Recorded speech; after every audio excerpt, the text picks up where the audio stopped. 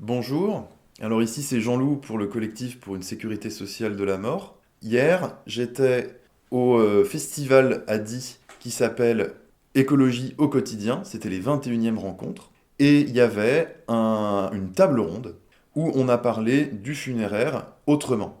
Et donc dans cette table ronde, il y avait Agathe Bénard, bonjour, Bonjour.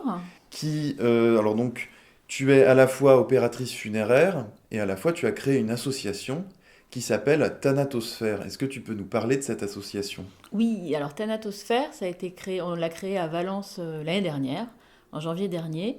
Et l'idée de Thanatosphère, c'était de faire de la sensibilisation et de l'information sur tout ce qui concerne le funéraire et aussi la fin de vie. Parce qu'on trouve qu'il y a un énorme tabou sur ces thématiques, et puis surtout qu'il n'y a pas d'interlocuteur neutre et désintéressé sur ce sujet. Et donc on voulait que les personnes puissent venir se renseigner, poser des questions et comprendre un peu ce qui peut se passer au moment des funérailles, au moment des obsèques, de manière à être en capacité de choisir, parce que nous on est un peu militants sur voilà, des idées d'éducation populaire et d'éducation au choix, c'est-à-dire qu'on a envie que les gens ils puissent choisir, mais pour pouvoir choisir il faut être informé, il faut connaître la législation pour pouvoir se positionner. Et actuellement, on a l'impression que quand les gens rencontrent en fait le funéraire ou les deuils ou la fin de vie, c'est parce qu'ils sont en train de le vivre en fait, soit pour eux-mêmes, soit pour leurs proches. Donc ils sont vraiment pas dans un état, en fait c'est un état qui s'appelle l'état de sidération, où on est en incapacité de comprendre vraiment ce qui nous arrive. Donc on est en incapacité de faire des choix importants, qui sont quand même fondamentaux pour nous. Et donc c'est comment est-ce qu'on, Thanatosphère, a envie de faire un espèce de qu'on puisse parler normalement et à tout moment de cette thématique qui en plus, une fois qu'on a passé le tabou et l'effroi avec lequel on a l'habitude de l'appréhender, est quand même très intéressant. Enfin, il y a depuis longtemps, l'espèce humaine, elle trouve des manières justement de combler cette angoisse sur notre disparition, sur le chagrin que peut causer la perte de nos proches. Enfin, il y a des magnifiques sites archéologiques, il y a des courants artistiques. Enfin, c'est une thématique qui est quand même voilà, très intéressante, du coup méconnue, et nous on a envie de permettre aux personnes de se renseigner d'une manière très pratico-pratique, hein, sur comment les choses se passent et comment elles peuvent se positionner. Parce qu'en fait, c'est aussi un vaste champ des possibles que de décider au moment de sa fin de vie comment les choses peuvent se passer et au moment des funérailles comment les choses peuvent se passer. Tu penses qu'aujourd'hui, dans le funéraire, si on est endeuillé, qu'on arrive chez des opérateurs funéraires, on n'est pas totalement du coup libre des choix qu'on va pouvoir prendre si on n'a pas été informé auparavant? Mais si on n'a aucune information, il y a des choses qu'on peut penser qui sont optionnelles, c'est-à-dire c'est en fonction des choix de la famille, ou alors qui sont obligatoires. Par exemple, il y a un devis funéraire qui supposément avait été révolutionné dans le cadre de la loi Sueur, parce que justement ça informait mieux les familles sur ce qui était obligatoire et ce qui était optionnel, mais en fait c'est très compliqué à comprendre. Donc moi je mets un peu au défi toute personne de savoir vraiment déjà qu'est-ce que c'est que les prestations funéraires, parce que des fois on ne comprend pas ce qui est écrit, parce qu'on n'a pas de familiarité, et après d'arriver à savoir, voilà, là où on a le choix, là où on ne l'a pas, parce qu'il y a une réglementation funéraire qui est, qui est précise, hein. Il y a des choses qu'on a le droit, pas le droit de faire, mais en même temps qui est pas non plus, c'est pas un carcan. Donc moi, on organise au sein de l'association des ateliers qui s'appellent On mourra pas d'en parler sur différentes thématiques, dont les prestations funéraires et comprendre l'organisation des obsèques. Et les gens sont toujours très étonnés de voir en fait la possibilité qu'ils ont de personnaliser, d'innover, de faire ce qu'ils veulent en fait. Mais si tu le sais pas, c'est pas au moment où tu viens pour organiser les obsèques de ton conjoint, ton enfant, ton grand-parent, ton meilleur ami, que tu es en capacité de faire valoir ses choix en fait. D'ailleurs, ce qui me fait penser au fait que dans la recherche d'un funéraire alternatif, tu n'es pas seulement sur cette association qui s'appelle Thanatosphère, mais tu es aussi sur un projet de coopérative funéraire. Oui, alors du coup ça peut être des fois un peu paradoxal parce que je dis que je veux que Thanatosphère soit un acteur neutre et désintéressé et pas ailleurs. J'ai un projet de coopérative funéraire qui est quand même une activité commerciale de pompe funèbre. Donc en fait c'est pour ça que je veux vraiment dissocier les deux structures. Je veux qu'il y ait Thanatosphère qui sera une structure qui pour l'instant porte le projet de la coopérative funéraire. Mais c'est pour, voilà, il fallait qu'il y ait une entité juridique qui démarre et c'était plus facile de démarrer sous forme associative que sous forme coopérative tout de suite. Et après il y aura une vraie indépendance des deux structures. Et si je me tourne vers la forme coopérative, c'est parce que, alors il y a un mouvement des coopératives françaises depuis à peu près 2016, il me semble, la première a ouvert à Nantes, et depuis il y a, on va dire, un engouement, parce qu'il y en a quand même, je crois qu'on en est à 8 ouvertes, et il y en a de nombreuses en projet, donc il y a celle de la Drôme qui devrait ouvrir cette année. Et l'intérêt de la coopérative, c'est qu'en son sein, elle porte une manière d'appréhender les prestations funéraires qui fait qu'on sort de la logique marchande, en fait. Parce que jusqu'à maintenant, le funéraire est rentable, se finance sur la vente des articles funéraires, principalement sur la vente du cercueil. C'est-à-dire qu'on est quand même dans un système où naturellement il y a une pression à la vente. C'est-à-dire que c'est un commerce qui a besoin de vendre des articles pour prospérer. Alors que le système de facturation des coopératives, c'est que ce qui est financé par les familles, le plus gros pôle de dépenses, ça va être l'accompagnement, ça va être les frais de dossier. Et c'est sur cette dépense-là, sur cette ligne budgétaire-là, que la coopérative va faire son équilibre financier. Donc ça veut dire que naturellement, dans la structure de l'entreprise, il n'y a pas besoin d'avoir une pression à la vente, en fait. Et ça peut changer radicalement les choses, et de la part, évidemment, du conseiller, qui n'est plus soumis à cette obligation de vendre, de commercialiser des articles funéraires, et donc peut-être de pré-proposer, d'avoir une tendance à influencer, parce que ça peut être aussi très naturellement qu'on fait ce genre de choses, hein, on n'a pas besoin d'être un loup machiavélique, et ça permet vraiment de se concentrer sur l'accompagnement des familles, et donc en fait de les écouter. Et par exemple, quand je parlais de cet état de sidération, voilà, quand j'en ai entendu parler, je me suis tournée vers un médecin qui est spécialiste en accompagnement des personnes en deuil pour essayer de comprendre, du coup, parce que l'organisation de l'entretien funéraire, il est fait à un moment où les personnes sont en état de sidération. Donc comment faire pour sortir de cet état, enfin pouvoir au minimum ou au maximum plutôt arriver à ce que les personnes quand même soient en capacité de faire des choix et d'exprimer ce qu'elles désirent. Et donc lui, il me dit, le mieux c'est de vraiment faire parler les gens, de faire parler les gens longtemps sur qui ils sont, ce qu'ils aiment, ce qu'ils font, et donc c'est des grands entretiens, ce qui est actuellement pas du tout le cas quand on va voir une entreprise de pompes funèbres. Ça ne veut pas dire que toutes les entreprises de pompes funèbres vont vous fourguer, si vous voulez, des prestations que vous n'avez pas envie, pas du tout. Il y a aussi des grandes qualités humaines dans ce secteur d'activité. Mais après, voilà, c'est l'idée de comment est-ce que le modèle économique, il influe sur la prise en compte des demandes des clients. Et justement, par rapport aux besoins des endeuillés, je crois que les coopératives sont assez motrices, et Thanatosphère également, sur la mise en place de cafés mortels.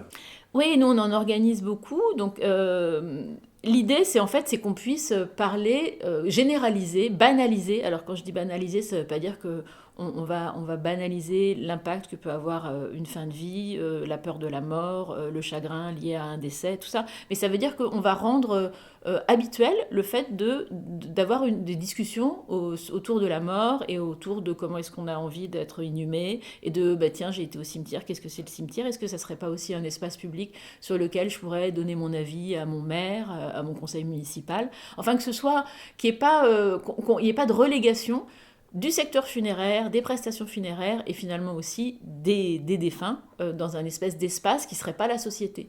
Parce que voilà, on clame haut et fort que la mort, elle fait vraiment profondément partie de la vie, et donc à ce titre, elle est aussi intéressante que la vie elle-même. Et donc c'est parler de la mort, c'est aussi parler de la vie. Donc les cafés mortels, c'est un dispositif qui a été développé par un anthropologue suisse qui s'appelle Bernard Crétaz, et donc c'est de pouvoir, alors lui il organisait ça dans des lieux publics. Après l'histoire, il est suisse, et dans sa petite vallée alpine, c'était très classique d'anticiper sa mort. Enfin, il y avait encore une grosse tradition de veillée funéraire que les gens commençaient à préparer en mettant un certain vin de côté, un certain fromage de côté de leur vivant. Donc voilà, en France on fait pas ça. Donc c'est pas le même environnement culturel.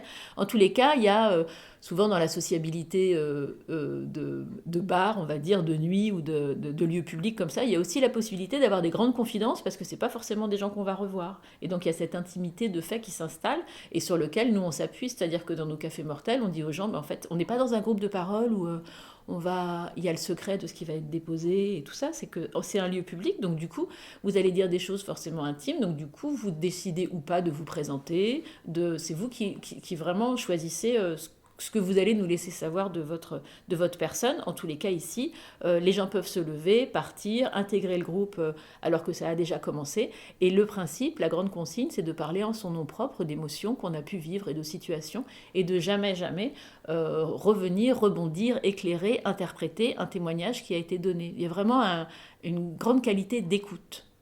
D'accord, oui.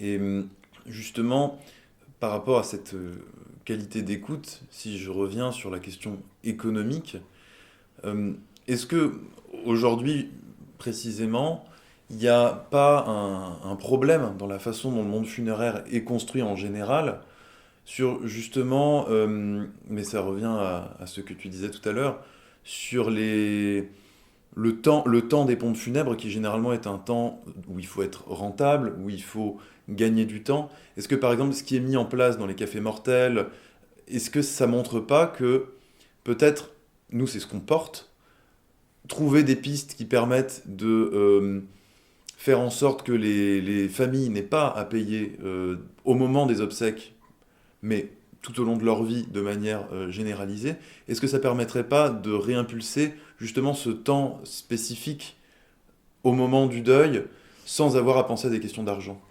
Je pense que ça peut simplifier, en tous les cas, effectivement, remettre l'entretien avec les pompes funèbres où on décide, où on organise les prestations funéraires. Si on n'est que sur... naturellement, à ce moment-là, on écoute plus peut-être la famille, je pense. Parce qu'on sait que ça va être pris en compte, on sait qu'il y a un forfait, enfin, la négociation économique, elle a plus sa place à ce moment-là, ça allège énormément. Et on peut se recentrer clairement sur, voilà, nous, ce qu'on vous propose, comment ça peut s'organiser, qu'est-ce que vous voulez, enfin, je pense que ça pourrait être vraiment bénéfique parce que là, il y a une défiance souvent quand même des familles envers les professionnels du funéraire. C'est souvent des professions qui ont mauvaise réputation, enfin des établissements qui ont mauvaise réputation. Déjà parce que les gens ont tendance à faire l'amalgame entre la tristesse, le chagrin qu'ils peuvent avoir à perdre un proche et puis d'aller voir une structure qui va aussi leur demander une somme considérable et donc à être très très en colère ou très blessés. Il y a aussi des gens qui sont très très satisfaits du travail qui a été mené. Mais en tout cas, je pense que ça permettrait vraiment aux uns et aux autres de pouvoir converser sans un enjeu qui n'a pas lieu d'être à ce moment-là. C'est-à-dire on peut imaginer ça aussi, c'est-à-dire si vous allez, ce parallèle avec le début de la vie, si vous allez à l'hôpital au moment de votre accouchement ou en préparant votre accouchement et que, au lieu de parler de votre projet de naissance, vous parlez des prestations funéraires en vous demandant ce que ça va avoir comme conséquence, comme incidence budgétaire, c'est pas pareil du tout. D'ailleurs, par rapport au mode d'obsèque, par rapport à tout ça, il y a quand même, donc on parlait des cafés mortels, une envie chez les endeuillés de se réapproprier les funérailles aujourd'hui. Par exemple, est-ce que quand tu étais agent funéraire, tu l'as constaté, ou est-ce que dans l'ensemble, c'est plutôt le constat que les gens préfèrent s'en remettre aux agents? Moi, j'ai trouvé que c'était des familles qui savaient ce qu'elles voulaient parce qu'elles en avaient parlé avant, c'est-à-dire que c'était pas du tout, elles découvraient pas les désirs du défunt, les dernières volontés du défunt. Elles avaient réfléchi, c'est-à-dire elles savaient précisément ce qu'elles voulaient comme type de cercueil, type de cérémonie. Donc ça veut dire que ça avait été anticipé, parlé par eux. Et sinon, les gens qui n'avaient pas tellement anticipé, en fait, ils s'en remettent énormément aux pompes funèbres avec la pression. Moi, j'étais vraiment très étonnée, pratiquement que en fait, c'est comme si c'était nous les compétents, comme si en fait ce corps défunt, il était devenu le nôtre et que c'était pour pouvoir avoir accès au défunt et donc aussi à comment on organise la cérémonie, il fallait passer par notre validation.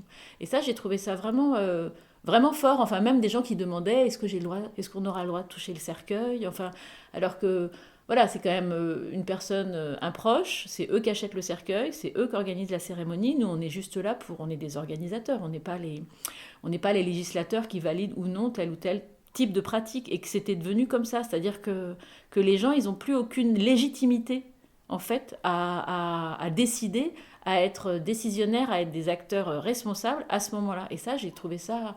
Oui, c'était assez fort, enfin c'était assez impressionnant et ça faisait un peu froid dans le dos, je trouvais. Mhm. Ça, justement, le but aussi des coopératives, c'est de changer aussi un peu cette relation-là pour rapprocher l'agent de l'endeuillé.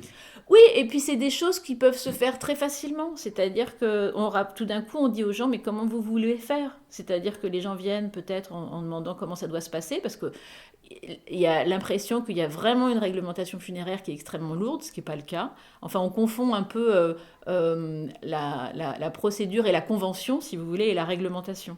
Et donc, du coup, on demande aux pompes funèbres d'être garants de la convention, on va dire. C'est peut-être aussi pour ça que le monde du funéraire est un petit peu en retard, si vous voulez, par rapport aux habitudes sociales actuelles, parce que c'est une profession qui, qui, qui est sur ses acquis depuis un petit moment. Souvent, c'est des personnes âgées qui organisent les funérailles. Oui, c'est aussi pour ça, je pense.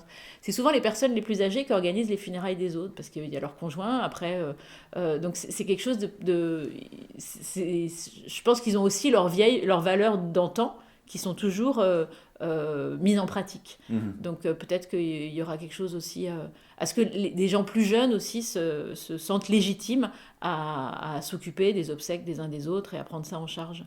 Euh, J'ai une dernière question qui est relative aux rencontres qu'on a vues hier.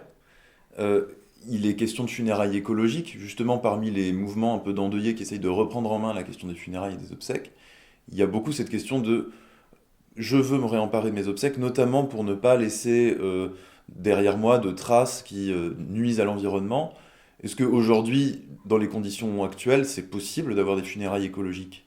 On va tendre vers quelque chose qui soit plus écologique, on va dire, c'est-à-dire que c'est surtout limiter, proscrire les soins de conservation, qui sont des soins qui sont très populaires en France, on va dire, c'est un défunt sur deux, et c'est quand même, ça a un impact écologique énorme, puisque c'est une grande quantité, entre 6 litres et 11 litres de produits biocides qui sont injectés dans le corps du défunt et qui vont soit partir dans les fumées des crématoriums, soit polluer le sol des cimetières. Donc là-dessus, il y a vraiment quelque chose à faire, et ça veut dire que si on fait ça, ça veut dire qu'on sort aussi de la manière dont on a l'habitude de voir le défunt, c'est-à-dire comme quelqu'un qui est paisiblement dans un lit en train de dormir. Et donc on accepte aussi de se confronter vraiment à un corps mort, qui n'est pas non plus dramatique. Enfin, je veux dire, les gens d'une 60, voilà, ils ont encore des souvenirs de veillées funéraires à domicile, de tout ça. Donc il n'y a pas si longtemps, on avait encore une plus grande familiarité avec la mort, et tout d'un coup, le fait que les gens se mettent à mourir plus généralement à l'hôpital,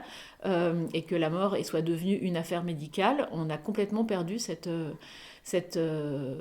lien qui n'est pas très difficile, je pense, à retrouver. Donc les personnes se sentent légitime et conseillé justement sur cet aspect-là.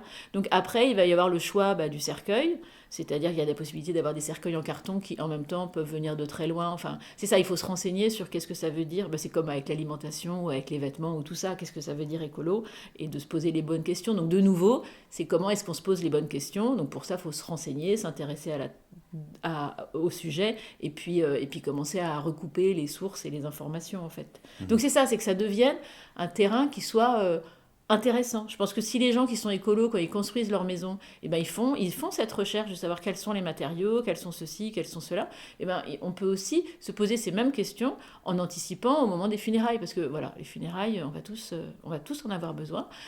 Donc c'est un sujet qui va nous concerner et qui, plus on va s'y intéresser, va devenir intéressant. Et c'est vrai que par rapport au cercueil en carton, par rapport aussi à l'humusation, par rapport à toutes ces nouveautés, on sent que parfois il y a un besoin finalement d'avoir le contrôle aussi un petit peu sur sa propre fin. Euh, est-ce que, à qui finalement appartient la mort? Est-ce que la mort, elle appartient à la personne qui meurt? Est-ce qu'elle appartient aux endeuillés, un peu aux deux? Quelle est votre position en tant qu'agent funéraire sur ça? Moi, je pense que ça appartient un peu aux deux, parce que avant, on était dans une société, avant, mais il y a longtemps, hein, quand c'était peut-être plus pris en charge, alors il y avait évidemment la religion, mais il y avait aussi toutes les habitudes sociales. Donc les gens n'avaient pas à se soucier de ce qui allait se passer avec comment ça allait se passer pour leurs funérailles, il y aurait des veillées, il y aurait tout ça. Enfin, c'était un automatisme, si vous voulez, qui peut encore exister dans certains pays. Mais en France, on n'a plus du tout ça. On est dans une société qui est extrêmement individuelle, donc on a l'habitude de respecter le choix des gens. Et donc, par exemple, pour des enfants, ça peut être difficile de décider si un parent ne s'est pas prononcé, s'il préfère une crémation ou une inhumation. Ça peut être un choix compliqué. Surtout si, à ce moment-là, dans la fratrie, il y en a qui préfèrent une inhumation et d'autres une crémation. Donc ça peut susciter des conflits. C'est un moment où on est quand même à cran et à vif émotionnellement et où facilement des choses qui sont complètement secondaires peuvent devenir essentielles et susciter, après, générer des conflits un peu incessants et faire des gros clashs, des grosses disputes dans les familles. Donc moi, ce que je pense, c'est que le défunt, il peut donner ses indications, mais sans tout contrôler, parce que c'est vrai que les cérémonies funéraires, ça appartient aux vivants, quoi, à l'entourage, et c'est eux qui ont besoin de faire ce moment-là pour aussi vivre son deuil, accepter le décès de la personne, et que voilà, quand on veut trop tout contrôler, on prive aussi ses proches de pouvoir vous rendre un hommage, parce qu'eux aussi ils font ça pour vous, et c'est important qu'ils soient autorisés à faire quelque chose pour vous qu'ils ont décidé. Mmh. Mais je trouve que c'est... Après, moi, j'ai tendance à dire que voilà, on est dans une société très individualisée, et donc c'est vraiment souvent au cas par cas. Parce que en fonction de la situation de vos enfants, la relation que vous pouvez avoir, très conflictuelle, pas conflictuelle, les gens qui ont pu se remarier, donc les relations entre les différents membres de la famille. Et donc ça, c'est vraiment à prendre en compte pour savoir s'il vaut mieux laisser des indications, si c'est important, et du coup, ça va être aidant aussi pour vos proches et pour vos descendants, ou si vous pouvez vous fier complètement, et ça va pas les entraver si vous vous fiez complètement à eux. Et ça, je pense, on ne le sait que si on en discute avec ses proches. Mmh. C'est-à-dire, si on en discute avec ses proches et qu'on s'aperçoit qu'il y a un gros clash et que ça va être compliqué, à ce moment-là, on peut anticiper et mettre par écrit le fait qu'on veuille être crématisé, par exemple, ou alors... on s'aperçoit que tout se passe bien, qu'il y a plutôt c'est tranquille pour pouvoir en parler et que ça a l'air de bien se passer. À ce moment-là, on n'a pas besoin de formaliser, je pense. Mmh. Oui, oui, voilà. Nous, c'est vrai que dans notre collectif, de notre côté, c'est aussi pour ça qu'on défend une mise en sécurité sociale. C'est pour que ces moments-là soient possibles, plus faciles, et qu'on puisse avoir le temps de se rassembler, de s'engueuler parfois, de se mettre d'accord sur l'essentiel, c'est-à-dire qu'est-ce qu'on fait de ce moment-là qui est un moment de la vie. Alors, si on veut avoir des nouvelles, si on veut savoir un peu ce qui se fait sur Thanatosphère, comment est-ce qu'on peut chercher des informations? Comment est-ce qu'on peut vous trouver? Alors, on a un site, c'est thanatosphère.fr, sur lequel il y a qui on est, le type d'action qu'on fait, puis il y a une rubrique qui s'appelle Agenda, où on met toutes les actions avec les lieux pour pouvoir venir y assister. Et après, vous pouvez aussi nous inviter, si vous voulez, où on peut organiser des choses ensemble. Là, par exemple, je vais aller dans la Loire pour participer. Il y a un festival qui s'appelle Au bout de ma life, qui va être en février. Et donc, je vais intervenir pour présenter l'association et aussi les coopératives funéraires. Donc, voilà, on peut se déplacer et on peut organiser après des ateliers en commun. Il y a une émission de radio qui s'appelle On ne mourra pas d'en parler, qu'on peut écouter en replay. Ça s'appelle BLV, c'est une commune à côté de Valence qui s'appelle Bourg-les-Valences, donc c'est BLV, Radio BLV. Et donc là, vous pouvez déjà avoir des petites émissions d'une demi-heure sur des thématiques qu'on peut aborder dans le cadre de nos ateliers. D'accord. Eh bien, merci beaucoup, Agathe Bénard. Merci.